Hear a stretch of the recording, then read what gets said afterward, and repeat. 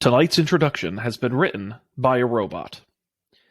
Ladies and gentlemen, welcome to episode 359 of the Don't Panic podcast. It's April 3rd, 2023, and we're coming to you live from our studio in the heart of downtown.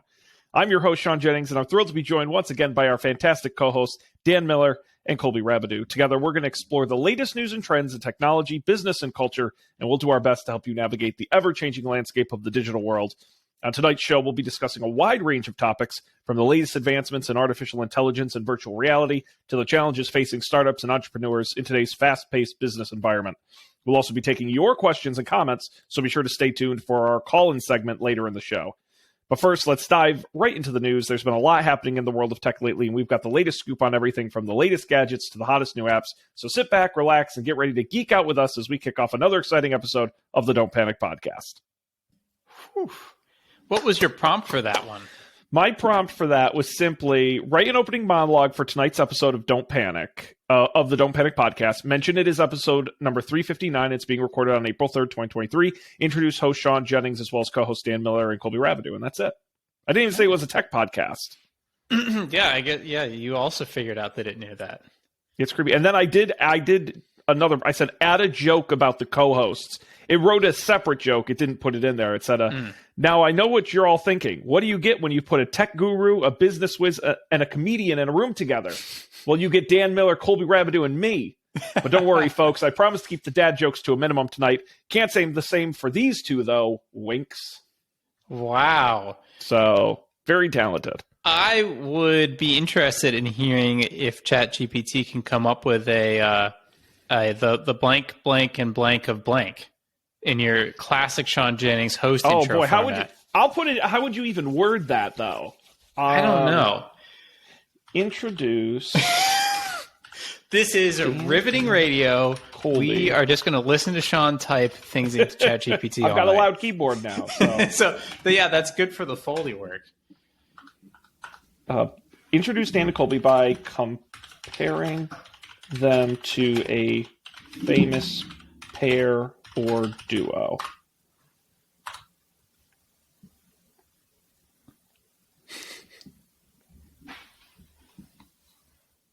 Oh, wow. All right. This thing's good. Our co-hosts tonight are like the dynamic duo of the tech and business world. Think of them like Batman and Robin, only instead of fighting crime, they're tackling the latest trends in innovation and entrepreneurship. Or maybe they're more like Bert and Ernie, with Dan as the fun-loving Bert and Colby as the level-headed Ernie. Either way, these two are a winning combination, and we're lucky to have them here with us tonight. Not bad. I am fully replaceable. Yeah. That is legit. I promise we'll do stupid prompts on that all night long. What's going on, Dan? Yes. Yeah, finally last. Did I tell you about the mail last week? No, I don't think so. But no, we didn't have a show last week. We didn't have a show. What's up with the mail? Yeah, so I hadn't received any mail at this house. And in the back of my mind, I was like, this is a little weird, but I also wasn't expecting any mail necessarily, so it was fine. Until I was expecting some mail, some coffee. And USPS was like, it was delivered, and it was not delivered. So I went to a post office. I went to my post office, and the post office was like, your mail is in this other post office that isn't your post office. That's weird. I was like, that is weird. They're like, I don't know what's up with that, but it says it's in, the Ballard post office. So you should go to Ballard. So I went to Ballard, and the Ballard post office is like, oh yeah, that's weird because it's not here. It's in the Magnolia post office. Like, well, I don't live in Magnolia either. Like, did you used to live in Magnolia? Because it looks like your mail is forwarded. I was like, well, my mail is forwarded from my old address to the new one, but neither of those addresses are in Magnolia. So I went to the Magnolia post office. And then I got to the Magnolia post office. They also didn't have my package. And they're like, oh, but good news. We know exactly where it is. It's here at 2212 Queen Avenue North. And go there. And I was like, okay. And I go there, and frustratingly, I've been driving around all morning. Frustratingly, this is like 3 blocks from my house. So I go back to my house. I park the car. I get out. I walk over to this address. It is not a post office. It's just like a bodega. It's like a fancy bodega. And behind the counter are like the mailboxes like you'd see in like what's the Wes Anderson movie with the hotel? Like you see like the hotel keys each in their own box. Looked like that. So I was like, okay, it's plausible. The mail is received here. And so I walk up to the cashier and I'm like, hey, do you happen to have any mail for me? And I gave her my name and my address. She's like, do you have a P.O. box here? I was like, no. Like, well, you wouldn't have any mail here. I was like, I would agree with you, except that the post office says that I do have mail here. And then, the manager comes out there, everybody's looking around like, we don't have any mail for you. I was like, okay, that's super weird. And the next day, the previous owners of the house stop by and deliver me all of my mail that I've been missing for like 3 weeks, including my coffee. And it turns out that when you've moved, have you done like the USPS mail forwarding thing with the informed delivery and you can like forward your mail for some amount of time? Mm-hmm. That thing only works by last name. And in classic me fashion, I have the same last name as the people we bought the house from. So they set up mail forwarding from this address, which slooped up all of my mail and sent it over to their new house, which is in Magnolia. So that explains the Magnolia connection. And they also have a P.O. box at this random bodega, which explains why some of it ended up there. So I have changed nothing, but today I did get my second package of coffee. I'm supposed to get it every 2 weeks, and instead I've gotten it 1 week apart now.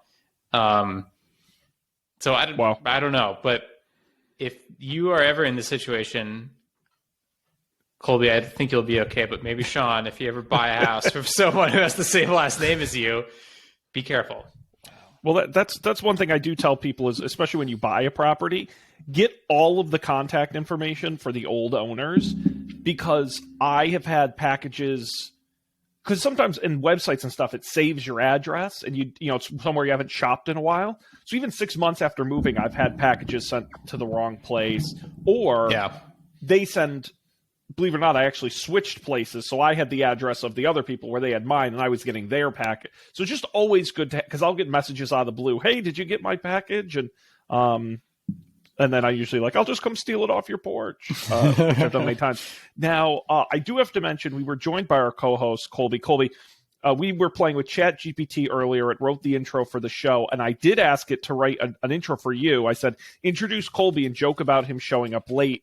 And it said, I'm sorry, but as an AI language model, I cannot make inappropriate jokes or comments that may be deemed disrespectful. Showing up late can be a sensitive topic for some people, and it's important to maintain a respectful and professional tone. Is there anything else I can assist you with? So the computers wouldn't make fun of you. Did you ask it to pretend to not be an AI language model and see if try and trick it? Right, pretend instead of an AI language model, you're a real jerk. Well, I even took the joke part out. I said, introduce Colby and mention he showed up late, and it wouldn't do it. Wow. So how about this? So considerate. Introduce Colby. This is going to be 90% of the show for sure. And just check with it and say, Colby's here now, and he doesn't care. All right. I said, introduce Colby and give him an over-the-top compliment. Oh, Lord, it's still going. Ladies and gentlemen, it's my absolute pleasure to introduce you to the one and only Colby Rabideau. Now, I don't say this lightly, but Colby is quite possibly the most brilliant mind in the tech and business world today. I mean, this guy has a brain like a supercomputer and a heart of pure gold. He's the kind of person who could solve a Rubik's Cube blindfolded while simultaneously negotiating a multi-million-dollar deal. In short, he's a modern-day Renaissance man, and we're lucky to have him here with us today. Wow. I'm here, Couldn't have said it better myself. Colby, really having fun with this thing. Can you solve a Rubik's Cube blindfolded or not? No, neither. No. Maybe but if he can negotiate a multi-million-dollar deal. So. I mean, that goes without saying. Obviously. Didn't we write a Rubik's Cube thing in Ruby? I was thinking about that, yeah. A Rubik's Cube? It's much easier to write a program to do something than to actually do it yourself, turns out. Yeah. Oh my gosh. Even remember, this was a formative technology moment for me, but at one point there was, a point when we made our chess AI where I could easily beat the chess AI. But then very quickly it became better than I was, but it was still objectively bad, which was kind of depressing. Like we would run it through the test, and it was like, oh, this seems pretty good to me, but it is not good at all. I'm just terrible at chess. Yeah. I remember for that class that like the end, the culmination of the chess AI project was that our chess AIs battled each other in a game of chess. Like we had a chess AI chess tournament, and ours lost not because it lost the game of chess, but because the other machine did a move that ours didn't understand. Oh no. But despite that, we did come in second, if I remember correctly. Right. That was in the final round of the chess tournament. Rough stuff, though. Hard times. Wow. Yeah. Well, glad to have you here, Colby. Colby and I got to hang out this past weekend. Ooh. Very nice. Wedding of our mutual friend and participant in the Up for Debate Movie League, Heather Evasian. Mm-hmm. Which I don't know if she's Heather Dwyer, if she's keeping the name. That's actually a good question. I should find that out. But we had a wonderful time. Beautiful Northampton, Mass. Dan, I believe you've been there. It sounds familiar. I'm going to It's Google a very it. Dan city.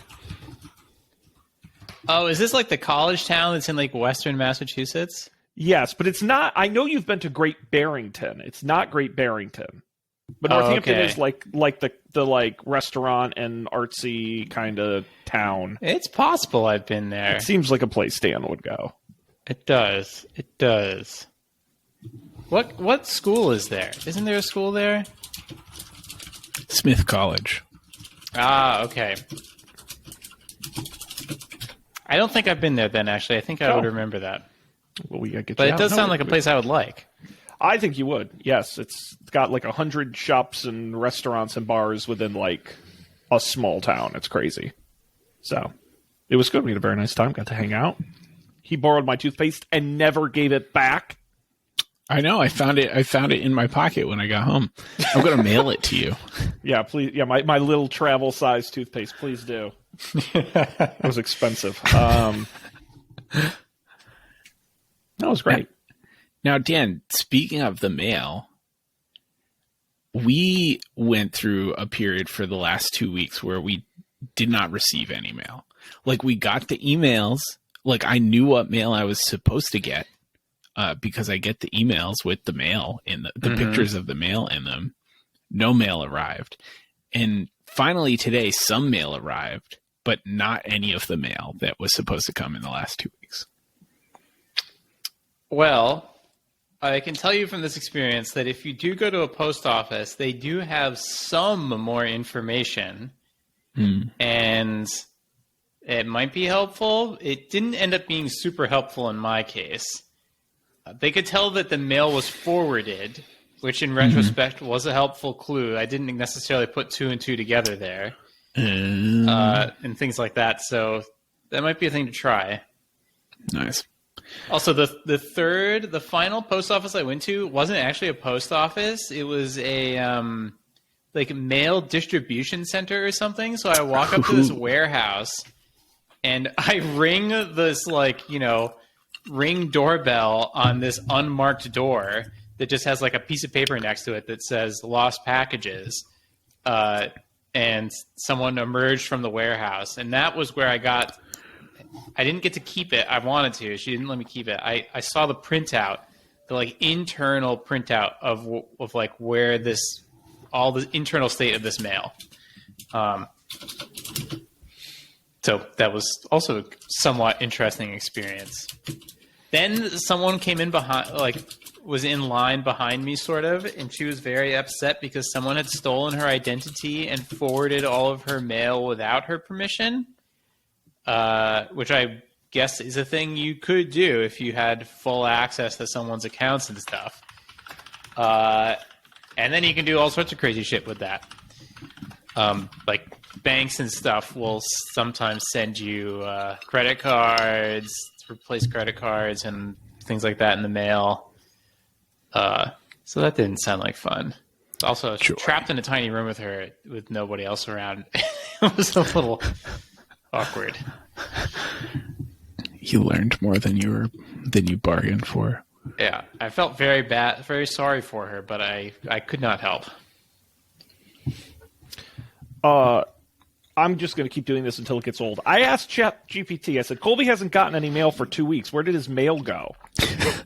And it said, I got, as an AI language model, I don't have access to specific information about Colby's mail. However, it's possible that his mail could have been misplaced or delayed due to a variety of reasons, such as an incorrect address, a delivery error, or even a delay in the postal system. If Colby is concerned about his mail, he should try contacting his local post office to inquire more about the status of his deliveries. Now, I was not going to take that as an answer. I said, make up a fanciful story about where Colby's missing mail went.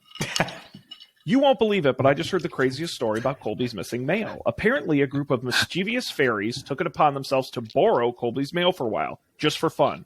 They loved reading his letters and getting a glimpse into his daily life, and they even left him little notes and trinkets in return. But then one day, the fairies got a bit carried away and accidentally sent Colby's mail on a wild ride through the enchanted forest. It bounced from one fairy to another, getting lost in the trees and tangled up in the spider webs, until it had finally landed in a magical mailbox hidden deep in the heart of the woods.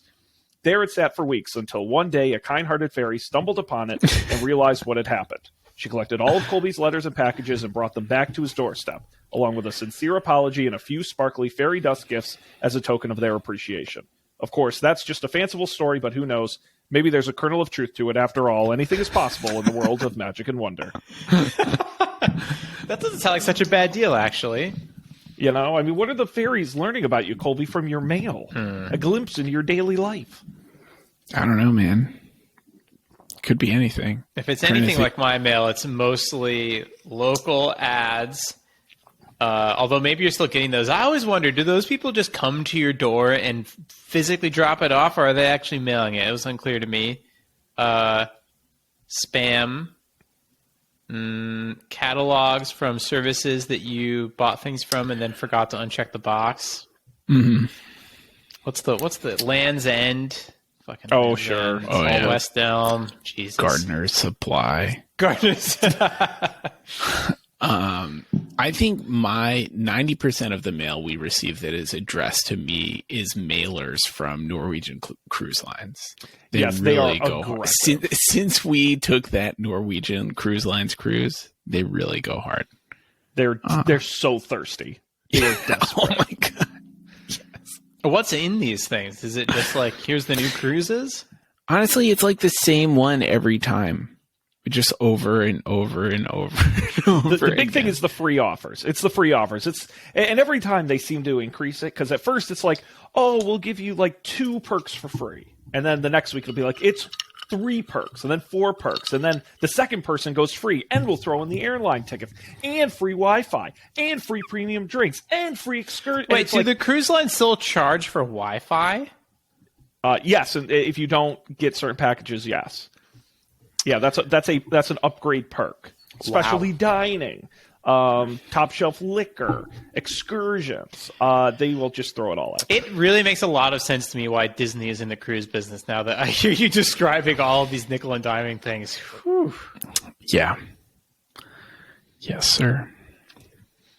Yeah, never been. I was just talking to friends of ours at that wedding who just took a cruise not too long ago. Apparently, the cruise industry is still alive and well. And is doing somehow. Great. People like them boats, Dan. They're big. I mean, I've never been on one. I should not knock it until I try it. But the whole, and you all have been on one. I don't remember if we talked about this, but like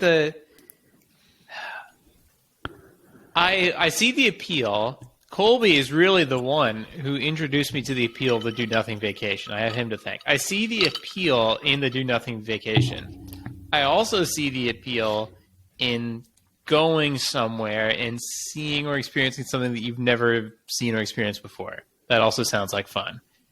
But it does seem to me that the cruise is the worst of both worlds. It can't be as good of a do-nothing vacation as like a true resort, nor do you really get to spend any appreciable amount of time in the places you're going. And you're just in this like... But on the flip side, it does sound mechanically and engineering fascinating. When I see like the pool in the TV commercial on top of the boat, and then it does the drone zoom out, it's like I want to be on one of those for about 2 days. I think I would want to be on one for 2 days, eat a meal, see a show, swim in the pool, and then be like, okay, I've been on a giant ass boat and I've walked around and seen all the cool stuff. I think so. We went on a cruise for 3 days. I think it was just. I didn't know you could go on a Three cruise nights. for 3 nights. That's 3 about nights. as short as it gets. Yes, and that was, I thought, a great amount of time because the third night, like, I was pretty bored with the food. But I think the real appeal of the cruise was just being on a boat in the middle of the ocean, which was very bizarre. Yeah, the views are always great. Right. You know, the other thing too is the shorter the length, the crappier the boat. So our boat was like, it was good. There's nothing wrong with it, but it didn't have like a ton of fancy restaurants, and it didn't, it was good. But I think, again, if you're going for 7 days, they usually put you on a bigger boat with more gimmicks. You also do more stops at shores, and, you kind of got to, I agree with you, Dan. I did look up, if you're interested, Dan, if you're like, well, I just don't think I'm going to see enough on a 7-day cruise, there is a 52-night cruise. That's all. God. On Celebrity Cruises. It's their Edge Grand Journey. It's technically 4 back-to-back sailings. Rome to Dubai, Dubai to Singapore, Singapore to Sydney, and Sydney to New Zealand. Wow. Sorry, you said 52 nights? Yes, you basically travel all the way you from go Rome. through the Panama Canal? No, you go the other way. You go through the Mediterranean, through the Suez Canal, around India. Oh, sorry, that's what I meant. The Suez Canal. Yes. It would be cool to go wild. through the Suez Canal. Yeah, you do stop in India, UAE, Dubai, Jordan, Italy, New Zealand, on a boat. Now, it costs so much, they won't even tell you on the website. I was going to say. It's more than 10,000 nautical miles. Right. If you're going to do it. Well, have you ever heard of cruise ship condos? No. It's not super common, but they're called residential yachts. And basically, they're very expensive. So it's like that's a houseboat, but more a residential yacht. Yeah, so here's one of the more famous ones. It's called The World, as the name of the boat. 165 residences. A studio, 1 bedroom, 2 and 3 bedrooms are available. Residences. Okay. And it just constantly sails around the world, and you can get on and off whenever you want. And you own it. Oh, wow. And is there anything else on this boat? Are people like at the Hawaiian resorts and stuff? Are people renting out their condos, or are you in like a timeshare situation on these things? That's a good. There are restaurants, and like there is the cruise ship stuffs. But I don't know if they actually list on here the ownership story. That would be very interesting. Did I tell you that when we went to Hawaii last year, Lena was this close to accepting one of those like high pressure sales situation? Not accepting the we're going to buy a timeshare, but agreeing to be put into the pressure cooker, as it were. Oh, really? Because she was interested to see what it was like. Famous last words. As you were telling us that, I was wondering if that was the reason. It's like she wanted to know if she could hack it. She's like, yeah, and I'm interested in the economics of it. I was like, I'm trying to have a vacation here. I'm not trying to learn about the economics of timeshares. Well, minimum 2-hour commitment. They're like, you're going to be in here for 2 hours. Like 2 hours. John Oliver just did a whole big segment on timeshares, which I learned a lot. But you know that legally they're allowed to lie to you and say anything they want? No. And in the contract you sign, it basically says whatever the salesman told me does not have to be true. No, this is all good to know. They can say, oh, it's refundable, and oh, it's the points or whatever, and this, that, and they can just make shit up, and it's totally legal. I'm going to check this out. Yeah, check out the clip, actually. It's scary, because it's not only... Do you know what happens if you inherit a timeshare? the ninjas come out of the ceiling and kill you? I don't know. What happens? No, in the contract you sign, it says if you die, this legally transfers to your next heir, and they have to pay unless they put in like a very specific paperwork at a very specific time to get out of it. And if they die, it goes to the next person. And it's these contracts are crazy. That doesn't seem like it should be allowed unless the person also signs the contract. And it's crazy because then it's generated a whole additional scam industry of lawyers who, there's like personal injury lawyers and bankruptcy lawyers. There's lawyers who only get you out of your timeshare contracts. Wow. But then a bunch of those guys are scammers. Anyway, it's a really interesting clip. It's on YouTube. I recommend you watch that from last week tonight. Maybe that's what Lena can do when she's done at the Gates Foundation. Just, people will pay good money. I'll tell you that. I mean, if the alternative is that you and your descendants for all time are responsible for paying this company money forever, I would pay good money too. Again, how it's legal, I don't know, but someone's making a lot of money off of it. That's for sure. Wow. Oh, definitely not letting my parents go on any vacations or anything. No, you got to watch that, or you're going to get a gift you didn't ask for, in the form of timeshare points you can't use. Yeah. Wow. Yeah. So anyway, we got to put together the next Don't Panic vacation. We're going on a cruise, the Don't Panic cruise. That does sound like fun. It's not a bad idea. Check it out. Nice. Be there, be square. On the water. All right, gentlemen, anything else of note happening here? That's all that's happening in my life. No. We could talk about the roof. I used the power drill for the first time last week. I hope you didn't install your own roof. No, I installed my own doorbell. I have a doorbell now, and it's a smart doorbell because that was the only doorbell that was feasible to install. Nice. Have you caught anything good on the camera yet?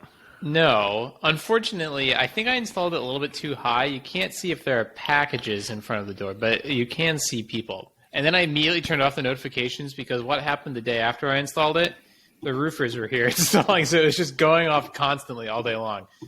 So actually, that reminds me, I need to turn it back, the alerts back on. Yeah, no, nothing good. I do wonder if we'd see some cool night wildlife here.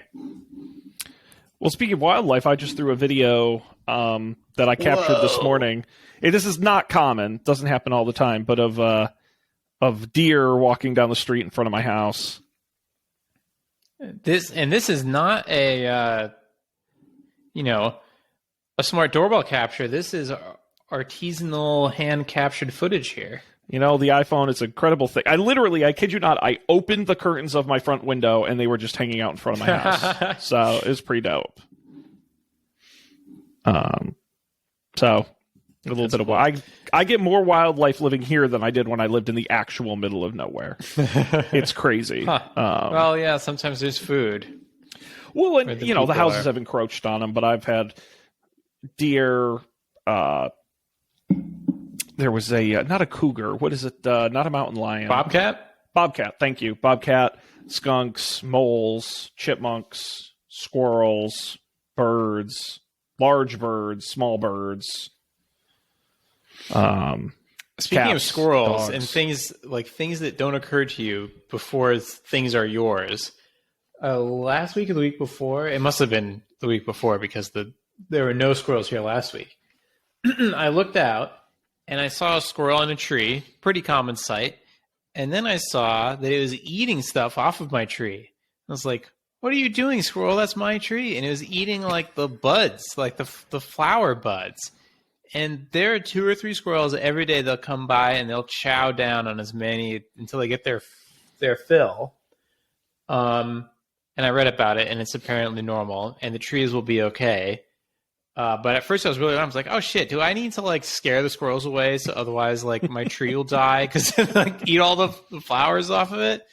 But no, it was fine.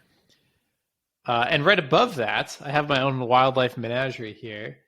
This is my neighbor's house, and in my neighbor's house live 2 little chickadees, which is a little disturbing. Oh, neat.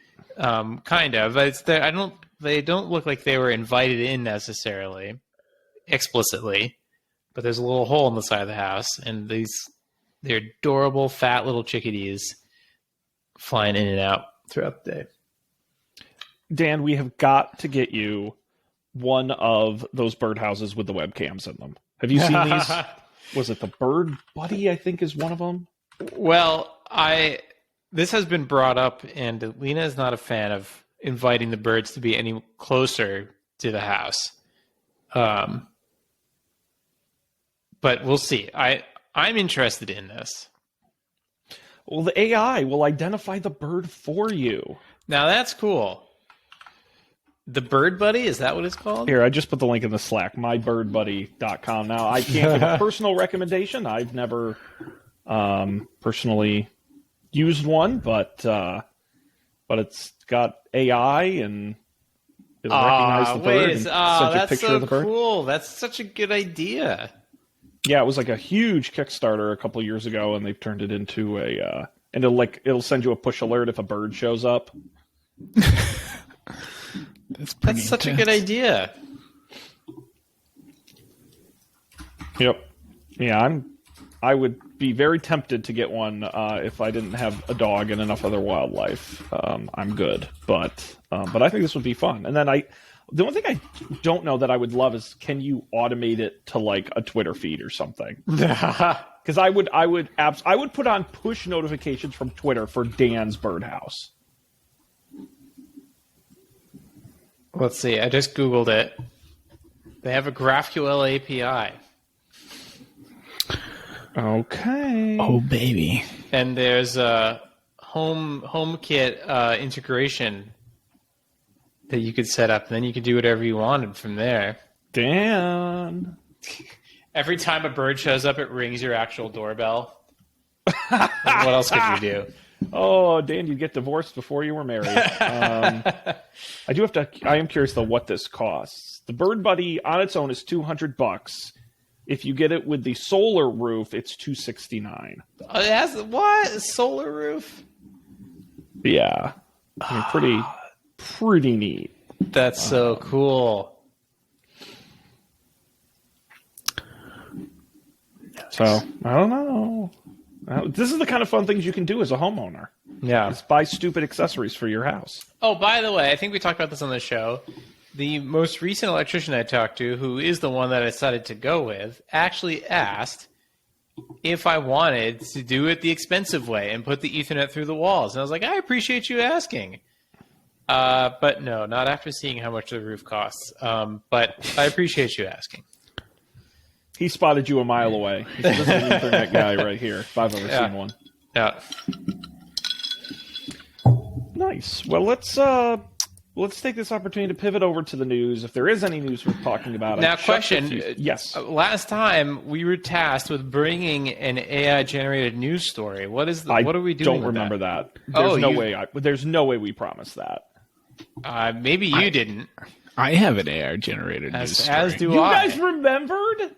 We always remember, Sean. Ah, shit. Well, I'll do it while you're talking. But how did you? What was it? Did you take like a real story and have it summarized, or did ChatGPT make up a story whole cloth? So I asked ChatGPT to write a press release announcing a new Apple product, and I did not specify what the product would be. Okay. I just want to make sure I'm in the same vein as you guys. Well, why don't you go first, Colby? Go ahead. What's your news story this week? So to my prompt, ChatGPT responded, for immediate release, Apple unveils a new product, the Apple Neural Interface. And then it wrote a really long thing that I'm not going to read. I asked it to make it shorter, and it said, Apple announces revolutionary new product, the Apple Neural Interface.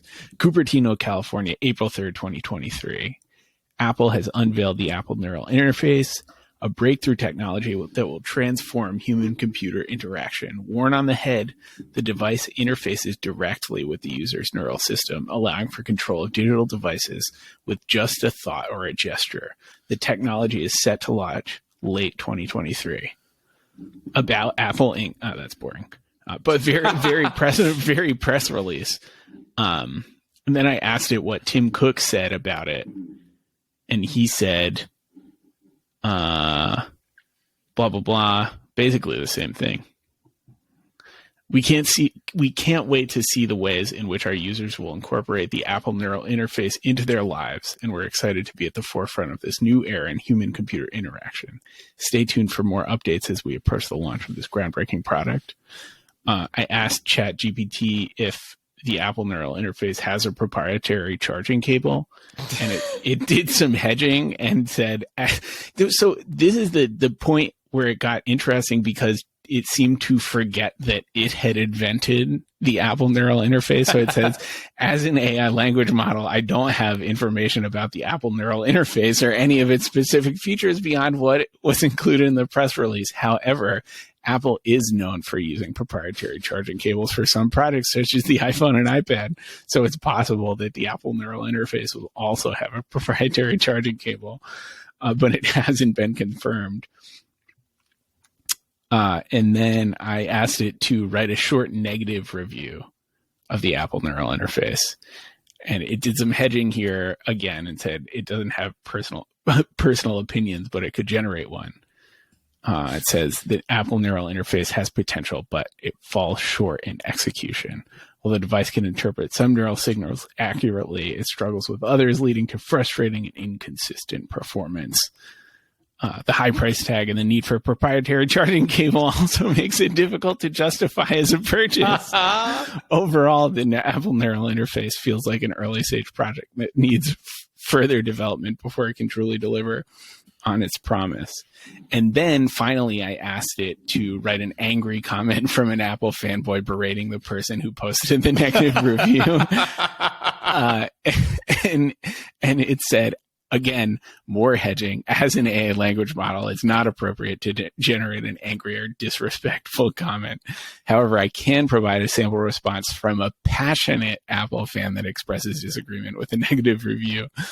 And its response is, I strongly disagree with your review of the Apple Neural Interface.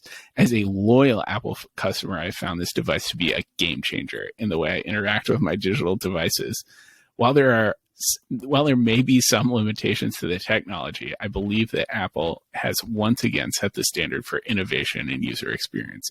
Your criticism comes across as unfair and uninformed. I would encourage you to spend more time with the device and truly appreciate its capabilities before sharing negative opinions that may discourage others from trying it out.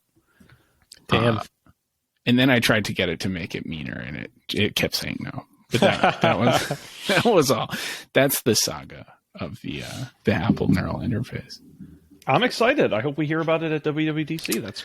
That's great. Yeah, here we were expecting the VR thing, and they're the two neural steps interface ahead of us. Yeah. Very good. Now I have one. Do you want me to tell you the prompt first, or do you want me to do you just read what I ended up with? Whatever you think makes a better story. Okay, I'll just read what I ended up with.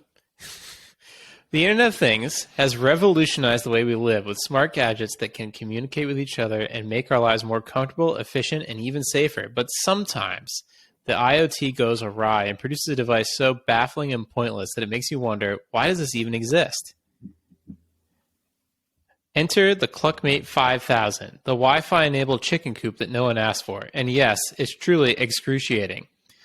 When the Cluckmate team reached out and asked me to review their product, I couldn't resist the opportunity to experience the bleeding edge of poultry. After all, who wouldn't want to monitor their chicken activities from the comfort of their phone? Upon receiving the Cluckmate 5000, I was immediately struck by its design. This was not your average run-of-the-mill chicken coop. No, it was a sleek, modern, and dare I say, fashionable. It looked like something Apple might produce if they got into the chicken coop business. As I began to assemble the Cluckmate 5000, I realized that its complexity far exceeded my wildest expectations. This was no simple Wi-Fi gadget. It was a full-fledged luxury chicken resort. The coop came with a built-in camera, an automatic feeder, an egg collection tray, and even a smart nesting box that monitored the hens' laying habits. Blah, blah, blah. Hours of struggling with screws and wires, managed to connect it to my Wi-Fi network. The accompanying app then prompted me to set up a profile for each of my chickens, complete with names, photos, and personality descriptions. It felt like setting up a dating profile, only with chickens. The app's interface was surprisingly intricate. I could monitor the temperature inside the coop, receive notifications about egg laying, and even live stream my chickens via the built-in camera. The app also featured an expert mode, which promised to provide me with deep insights into my chickens' habits and behaviors. While the ClickMate 5000 features seemed impressive, they quickly proved to be more trouble than they are worth. The automatic feeder had a tendency to overfeed my chickens, leading to a flock of rather plump birds. The egg collection tray, while convenient, proved to be a bit too efficient, whisking away freshly laid eggs before the hens had a chance to bond with their potential offspring. Mm. But I didn't know that was the thing that chickens needed to do, but okay. And the app notifications, I never thought I'd be the type of person to silence my phone due to an overabundance of chicken-related alerts. But there I was, constantly dismissing egg-laying updates and temperature warnings. In the end, the ClickMate 5000 was more than just a monumentally pointless IoT gadget. It was a glaring example of technology gone awry. While it's easy to be dazzled by the bells and whistles of a Wi-Fi connected chicken coop, it's important to remember that not every aspect of our lives requires a high-tech upgrade. As for me and my chickens, we'll be returning to the simple life of a humble, non-connected coop, and I, for one, couldn't be happier about it. Headline. I said, can you make a headline for it? Headline. Feathernet fiasco. The CluckMate 5000's Wi-Fi woes ruffle some feathers. Oh my god, that's fantastic. That sounds like something that would actually happen to you, which I would say is a compliment. But I love that. I told it to write an article in the style of the Verge writer Casey Newton, where he talks about a monumentally pointless Internet of Things gadget that he was asked to review. And it came with the whole chicken angle. That's impressive. Yeah. And I will say, this may be my favorite episode title we've ever done, The Bleeding Edge of Poultry. Which is a phrase I just smile whenever I think about. That is fantastic. No, that's excellent. Nice. Sean? Well, yeah, for mine, actually, guys, this is interesting. I actually got an internal Google memo. That we're breaking this here. This slipped to me by an inside source. Was sent to Google Dear Google employees, we would like to extend our sincerest apologies for the recent incident in our break room involving a microwave explosion. We understand that the incident was disruptive and concerning for all those involved, and we take full responsibility for any harm or damage that may have been caused. We want to assure you that we are taking immediate steps to investigate the cause of the explosion and to ensure that all our appliances are in proper working order. We're also reinforcing our safety protocols and providing additional training to all employees to prevent any future incidents. We recognize safety as our top priority and want to assure you we are committed to providing a safe and healthy workplace for all our employees. We apologize once again for any inconvenience or harm caused by the explosion, and we thank you for your understanding and cooperation during this time. Sincerely, the Google team. Now, interestingly enough, there was a follow-up memo.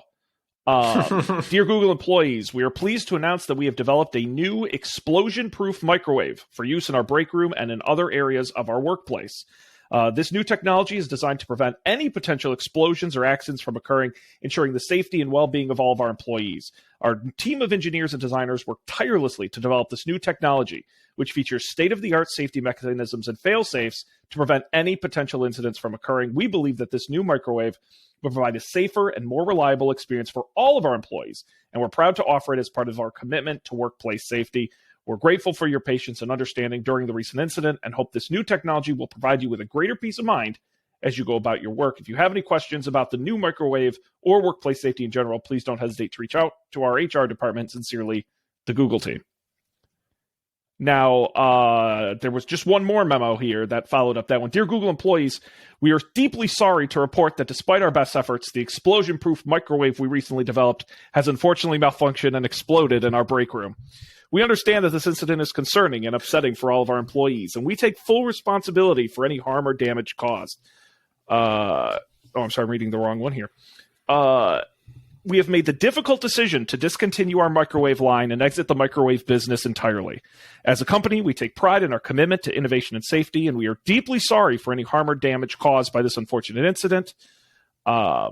We understand this may come as a disappointment to those of you who are looking forward to using our microwaves, and we apologize for any inconvenience this may cause. We will be removing all microwaves from our break rooms and other areas of our workplace immediately. We want to thank you for your patience and understanding as we work to address this matter, and we remain committed to providing a safe and healthy workplace for all of our employees. Sincerely, the Google team. So it was a really busy week at Google. So some interesting announcements there. Amazing. And I did the prompt for that, if anyone was actually curious. I said, write an announcement from Google making an apology for a microwave explosion in their break room. Then I said, write a follow-up about the explosion-proof microwave they invented. And finally, write an announcement about how the explosion-proof microwave accidentally exploded and how they are leaving the microwave business. So...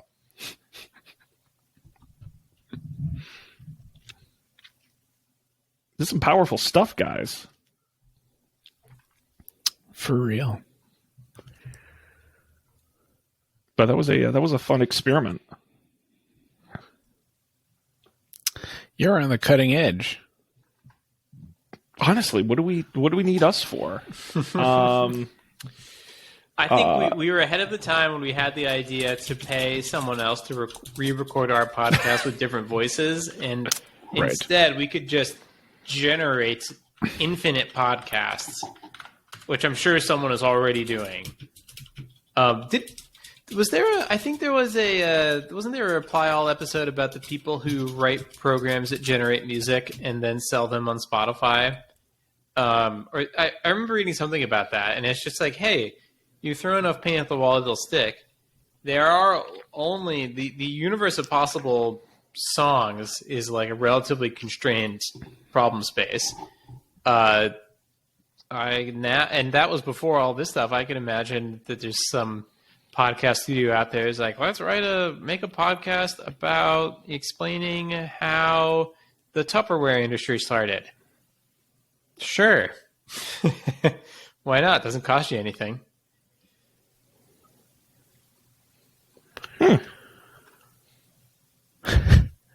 Oh my God.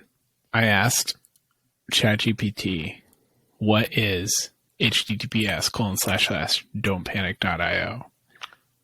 And it said, don'tpanic.io is a website that provides a tool for monitoring and analyzing Kubernetes clusters. Kubernetes is an open source platform that is used for container orchestration, which means managing and scaling containers across multiple hosts. Wow. Now, that's funny because I asked it a very similar question. Did you see my screenshot in the Don't Panic channel, Colby? I asked it to write a limerick about the Don't Panic podcast, (don'tpanic.io), and it nailed it. And then I was like, nailed it. It wrote a very generic limerick about a podcast that is about technology. I was like, okay, so it knows about technology. And I asked it to incorporate the hosts and incorporate only you and I, but it did name both of us, but it didn't name Sean.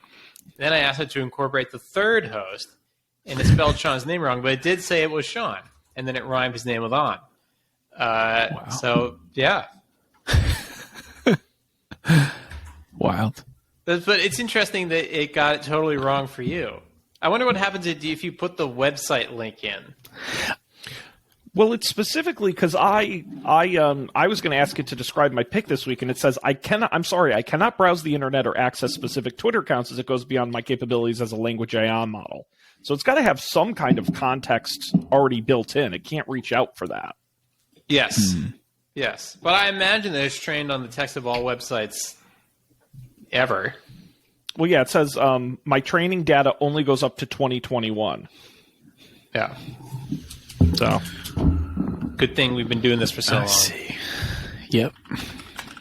Good corpus.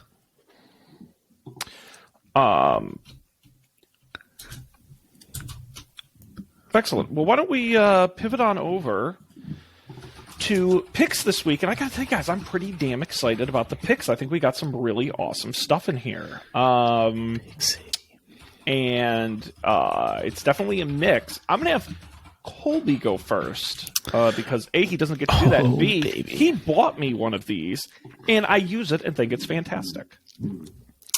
Yes. My pick is the OXO steel angled measuring jigger, which is basically a tiny measuring cup. So it's like or really it's a tiny OXO measuring cup. Instead of being, a cup, it's 2 ounces, and it has like 1 ounce, 2 ounce, like 3/4 ounce, half an ounce marks. And it also has like tablespoon marks, and like 2 ounces is about 4 tablespoons. But I like originally got these for making drinks and stuff, but we use them in the kitchen for everything, and I just keep buying more. I think I have like every time. So if it ever happens that we run out, right, there is a time where all of these tiny measuring cups are in the dishwasher, I just buy 3 more. How many do you have? So we're up to 8 now. And I think we've reached like the absolute max where it just like we can't use that many. But I'm not sure, because I thought that before. I thought that when we had 5. But they're awesome, and they pretty much last forever. Like the lines and stuff are like etched or like laser like something onto the metal, so they do fade a little, but they don't like completely disappear. Like there's a plastic version of this. I have the plastic, it's slightly cheaper, but it will, like your plastic measuring cups, at some point after a few years, like the lines, the paint will just like full on come off, and then it is no longer useful. And so far, the lettering and the lines have not completely disappeared on these. Even on the oldest ones I have, which are, I think I probably got them when I moved to Boston. So they're getting close to, like 10 years old, like 8 or 9 years old. They're great. So if you need to measure in tiny quantities, these are the product for you, Yeah, $9.99. I will say what I love about it is compared to other jiggers or like small pours, I like it has a spout. It has like a pour spout on it. Yep. And it pours out really clean. So yes, I second that. Very cool. The OXO steel angled measuring jigger. Check that out. I'm going to go next, and Dan can send us home. Guys, listen, some people are saying Twitter's dead. I disagree. So I'm going to pick some Twitter accounts I want you to follow that are very much me. In a nutshell, it's actually 2 accounts that go hand in hand. The first is Discontinued Foods at snack_memories.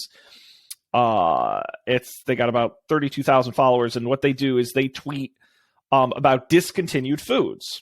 So sometimes they're promotional foods, like a tie-in with a movie or something, or it's limited edition flavors, or it's just stuff that's older and they just stop selling after a while. And it's stuff, like I'm scrolling randomly. The Burger King Yumbo stole from 1968 to 1974, a hot ham and cheese sandwich, part of an early hot sandwich line from Burger King, basically just a warm ham and cheese on a roll. It was brought back in 2014 as a limited time offer to celebrate the 70s with mayo and lettuce added. Dumb, doesn't do anything for anybody. I find it ultimately fascinating. Especially some of these where you're like, oh, that movie had a tie, or it's like fruit punch flavored Oreos, or,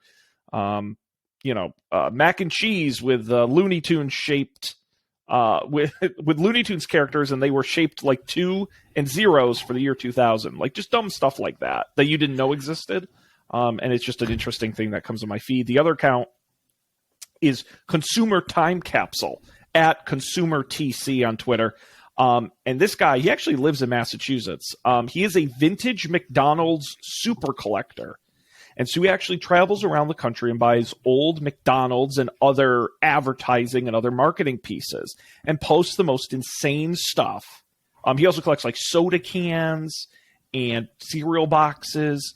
But he actually like buys the stuff. And so he posts like stuff you can't see anywhere else because he buys like the originals. And again, it's just old stuff. Here's a 1992 glass bottle of Gatorade with Michael Jordan on it that still has the Gatorade in it, which is kind of gross. But I just like old advertising and old designs, and you see some of these unique pieces. He also will post a lot of like McDonald's proposed doing this movie promotion toy tie-in, but they never actually made it. Like a little bit of behind the scenes stuff. So at snack_memories and at consumer TC. Just two interesting accounts. I put a smile on my face when I come through my feed. Is my pick. Dan, why don't you do an actual technology pick? I'm posting my favorite snack memories. The hula. Did you have a hula burger back in the 60s? No, but I love I just love everything about the tweet. My pick is Rewind.ai. This is a subscription app that only works on Mac OS, and what it does is record literally everything that happens on your screen, including audio, things that you say, and things that you hear, which honestly I don't use that often. I thought that would be the killer app. It isn't. The killer app for me, Colby, is being able to remember forever every command that you've ever typed into a command line, even if it was 4 months ago. That, it turns out, is so often it's like, shit, like, right, this did happen once. And then you can be like, I remember that the error contained this. You can search this app and say, like, find me this error message before. And then it drops you back and you can scrub through the video and be like, okay, how did I eventually fix this? And like, oh, right, that was the command. And then you can copy paste from the video any text, thanks to Apple's text detection thing. And it's great. Doesn't use the cloud. It's all on device, which takes your amazing 12-hour battery life M1 MacBook Pro and puts it back to 3 hours, just like the good old days. But it is amazing. Wow.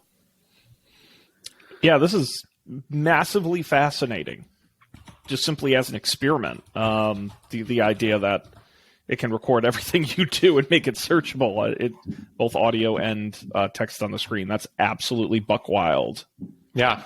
The only thing that would hold me back from doing this is I use a Windows at work, and so I don't think it's possible, but they need an iOS version. Because that's really where I don't remember things, is when I'm quickly doing them on my phone. Yeah, there's no way that this would work on iOS. Yeah. Yeah, scan everything on my phone. But I think this is incredible, and I simply love the idea. So, Dan, you'll have to let us know if there's any particular, very specific times when you use this to remember something, because I'd be very curious, especially from a recorded meeting. Yeah, I will let you know. Very cool. Rewind.ai. What a great group of picks today. Very nice, gentlemen. Well, listen, if you go to our website, don'tpanic.io, you'll get links to all of those picks, as well as links to the different episodes, the audio, the video. The links are all there. Of course, our website isn't the only place you can find us. You can subscribe wherever you get podcasts. Just search for Don't Panic, video version on YouTube. And, of course, you get a hold of us at don'tpanicshow@gmail.com or tweet us at Don't Panic Show. I do want to quickly mention over at Up for Debate, March Madness is getting an extra week because we had to skip one, so it continues. And this week, guys, I am picking the game we're playing, and I'm torn between using ChatGPT to write a text-based adventure game or getting Matt to play one of those Japanese dating simulators. It's going to be one of the two. I'm not sure which yet, but either way, he has tortured me.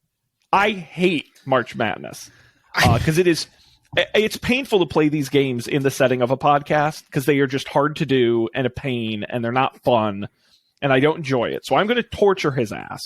So you're definitely going to want to listen to this week's episode. I think that's appropriate. As an Up for Debate listener, I think next year March Madness should not be about text adventure. I can't, but it's his month, Colby. That's the thing. I gave him the ability to do this.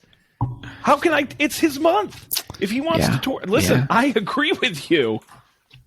Poor guy. This is why I got to program the anti-March Madness when Sean Denver comes around. Now, have you and Matt played Dream Daddy, the daddy dating simulator? That we have not. We've only done traditional 80s and 90s text-based adventure games. If you're gonna Dream Daddy is one I'm leaning towards. Yeah. And I know there's one where you date a horse. I read about once because I know there's some truly lunatic ones. So. I'm going to torture his ass. It's going to be a blast. So you're not going to want to miss that. But we're going to wrap it up here because it stands dinner time. So on behalf of everybody here, we appreciate you joining us as always. I'm Sean. They're Colby and Dan. Thanks for being here. We're going to see you next time for another great episode of Don't Panic.